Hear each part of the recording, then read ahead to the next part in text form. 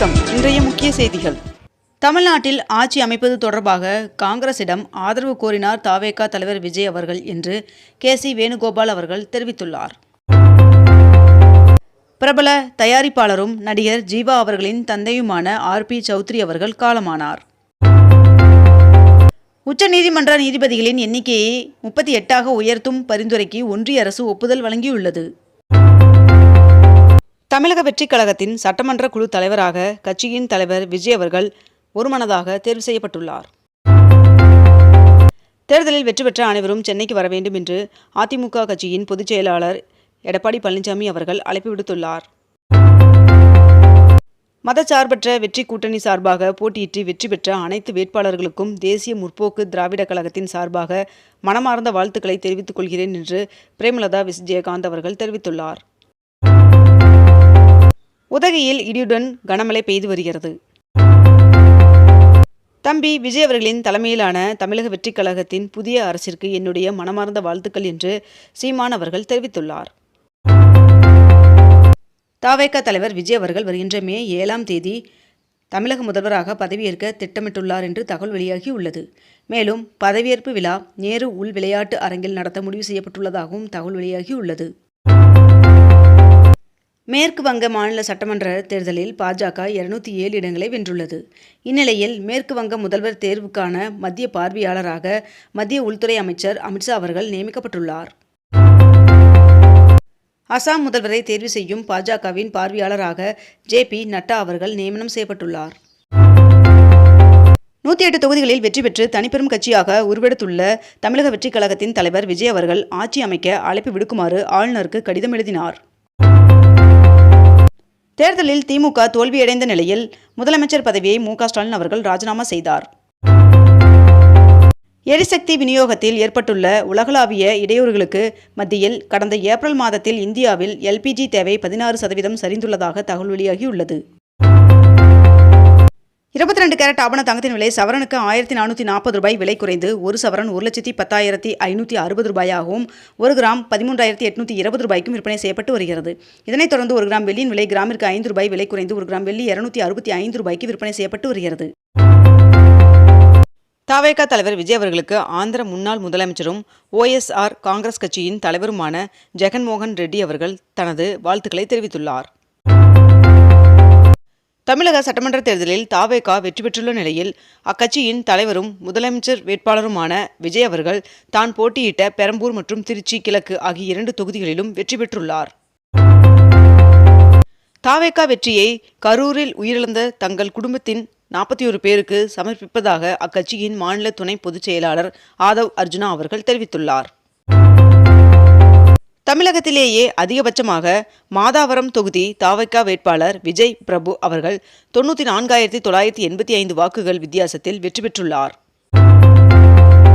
கேரளத்தில் காங்கிரஸ் கூட்டணி ஆட்சியை பிடித்ததை அடுத்து முதலமைச்சர் பதவியை பினராயி விஜயன் அவர்கள் ராஜினாமா செய்தார்.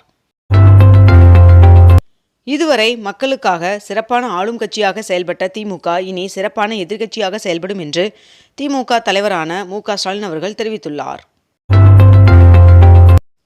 தவேக 34.9% வாக்குகளுடன் வெற்றி பெற்றுள்ளது. தவேக தலைவர் விஜய் அவர்களுக்கு நடிகர் அஜித் அவர்கள் வாழ்த்து தெரிவித்துள்ளார். தவேக தலைவர் விஜய் அவர்களுக்கு தென்னிந்திய திரைத்துறையினரான சூர்யா, சிம்பு, மகேஷ் பாபு உள்ளிட்டோர் வாழ்த்து தெரிவித்துள்ளனர். மன்னராட்சி முடிவுக்கு வந்த நாள் இன்று என்று தவேக வெற்றி குறித்து ஆதவ் அர்ஜுனா அவர்கள் தெரிவித்துள்ளார். மக்களால் முதல்வராக தேர்ந்தெடுக்கப்பட்ட முதல்வருக்கு வாழ்த்துக்கள் என்று உதயநிதி ஸ்டாலின் அவர்கள் தெரிவித்துள்ளார். மேற்கு வங்கத்தில் பாஜக வெற்றி பெற்றுள்ளது. மேலும் கேரளாவில் காங்கிரஸ் கூட்டணி வெற்றி பெற்றுள்ளது. புதுச்சேரி தட்டாஞ்சாவடி தொகுதியில் புதுச்சேரி முதல்வர் ரங்கசாமி அவர்கள் 4,441 வாக்கு வித்தியாசத்தில் வெற்றி பெற்றுள்ளார். சேப்பாக்கம் திருவல்லிக்கேணி தொகுதியில் திமுக வேட்பாளர் உதயநிதி ஸ்டாலின் அவர்கள் வெற்றி பெற்றார். தமிழக சட்டமன்ற தேர்தலில் NDAவை ஆதரித்த தமிழக வாக்காளருக்கு பிரதமர் நரேந்திர மோடி அவர்கள் நன்றி தெரிவித்துள்ளார். திருப்பதி ஏழுமலையான் சுவாமி கோவிலில் கோடை வெயிலில் இருந்து பக்தர்களை பாதுகாக்க பல்வேறு இடங்களில் நிழற்பந்தல் அமைக்கப்பட்டுள்ளது. தமிழகத்தில் தமிழகத்தில் இன்று நீலகிரி, கோவை, திருப்பூர், தேனி, திண்டுக்கல், ஈரோடு, கிருஷ்ணகிரி, தருமபுரி, சேலம் மற்றும் நாமக்கல் ஆகிய மாவட்டங்களில் ஒரு சில இடங்களில் இடிமின்னுடன் கூடிய கனமழை பெய்ய வாய்ப்புள்ளதாக வானிலை மையம் தகவல் தெரிவித்துள்ளது. கோவை தெற்கு தொகுதியில் செந்தில் பாலாஜி அவர்கள் வெற்றி பெற்றுள்ளார். அதிமுக மீண்டும் வெற்றி பாதைக்கு திரும்பும் என்று தேர்தல் முடிவு குறித்து அதிமுக பொதுச் செயலாளர் எடப்பாடி பழனிசாமி அவர்கள் தெரிவித்துள்ளார். மக்கள் தீர்ப்பை தலைவணங்கி ஏற்கிறோம் என்று திமுக தலைவரான மு.க. ஸ்டாலின் அவர்கள் தெரிவித்துள்ளார். தவேக தலைவர் விஜய் அவர்களுக்கு இசையமைப்பாளர் ஏ.ஆர். ரஹ்மான் அவர்கள் வாழ்த்து தெரிவித்துள்ளார். பெரம்பூர் தொகுதியில் வெற்றி பெற்றுள்ள தவேக தலைவர் விஜய் அவர்களுக்கு தனது வெற்றி சான்றிதழை சென்னை லயோலா கல்லூரியில் பெற்றுக்கொண்டார். தமிழ்நாடு அரசியலில் பிரம்மாண்டமான அறிமுகத்தை பெற்றிருக்கும் தவேக தலைவர் விஜய் அவர்களுக்கு வாழ்த்துக்கள் என்று பாஜக மாநில முன்னாள் தலைவர் அண்ணாமலை அவர்கள் தெரிவித்துள்ளார். தவேக தலைவர் விஜய் அவர்களுக்கு நடிகர் ரஜினிகாந்த் அவர்கள் வாழ்த்து தெரிவித்துள்ளார். மதுரை கிழக்கு தொகுதியில் அமைச்சர் மூர்த்தி அவர்கள் தோல்வியடைந்துள்ளார். தவேக வேட்பாளர் கார்த்திகேயன் அவர்கள் 16,547 வாக்குகள் வித்தியாசத்தில் அமோக வெற்றி பெற்றுள்ளார். இந்திய வரலாற்றில் இல்லாத வியக்கத்தக்க வெற்றியை பெற்றுள்ளோம் என்றும் அனைத்து தொகுதிகளிலும் தவேக தலைவர் விஜய் தான் வேட்பாளர் என்று நினைத்து மக்கள் வாக்களித்துள்ளனர் என்று கோபியில் வெற்றி பெற்ற பிறகு தவேக நிர்வாகி செங்கோட்டையன் அவர்கள் பேட்டியளித்துள்ளார். ஸ்ரீபெரும்புதூர் தொகுதியில் தமிழ்நாடு காங்கிரஸ் கமிட்டி தலைவர் செல்வ பெருந்தகை அவர்கள் தோல்வியடைந்துள்ளார். கோபியில் செங்கோட்டையன் அவர்கள் வெற்றி பெற்றுள்ளார். 13,000 வாக்குகள் வித்தியாசத்தில் வெற்றி பெற்றுள்ளார். திருச்சி மேற்கு தொகுதியில் திமுக வேட்பாளர் கே.என். நேரு அவர்கள் வெற்றி உறுதியாகியுள்ளது. தூத்துக்குடி தொகுதியில் அமைச்சர் கீதா ஜீவன் அவர்களை தோற்கடித்து தவேகாவிற்கு முதல் வெற்றியை கொடுத்துள்ளார் நடிகர் ஸ்ரீநாத் அவர்கள். துணை ஜனாதிபதி சி.பி. ராதாகிருஷ்ணன் அவர்களுக்கு பிரதமர் நரேந்திர மோடி அவர்கள் பிறந்தநாள் வாழ்த்து தெரிவித்துள்ளார். தவேகா தலைமை அலுவலகம் அமைந்துள்ள பனையூர் பகுதியில் பலத்த போலீஸ் பாதுகாப்பு போடப்பட்டுள்ளது.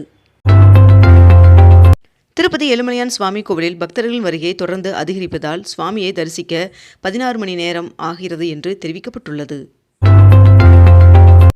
ரயில்கள் தயாரிப்பில் 100வது வந்தே பாரத் ரயிலை தயாரித்து ரயில்வே துறை புதிய மைல்கல்லை எட்டியுள்ளது. ஜெர்மனியிலிருந்து 5000 வீரர்களை திரும்ப பெற அமெரிக்க அதிபர் ட்ரம்ப் அவர்கள் முடிவு செய்துள்ளதாக தகவல் வெளியாகியுள்ளது. டெஸ்லா நிறுவனம் ஸ்பேஸ் எக்ஸ் மற்றும் XAI மூலம் கிட்டத்தட்ட 5400 கோடி ரூபாய் வருவாய் ஈட்டியதாக தகவல் வெளியாகியுள்ளது. தமிழகத்தில் இன்று அக்னி நட்சத்திரம் தொடங்கி வருகின்ற மே 28ஆம் தேதி வரை நீடிக்கும் என்று தெரிவிக்கப்பட்டுள்ளது. இத்துடன் இன்றைய தலைப்புச் செய்திகள் நிறைவடைகின்றன. மேலும் இதுபோன்ற அண்மை தகவல்களை உடனுக்குடன் தெரிந்து கொள்ள அக்னிபூ சேனலை சப்ஸ்கிரைப் செய்து கொண்டு தொடர்ந்து இணைந்திருங்கள். நன்றி, வணக்கம்.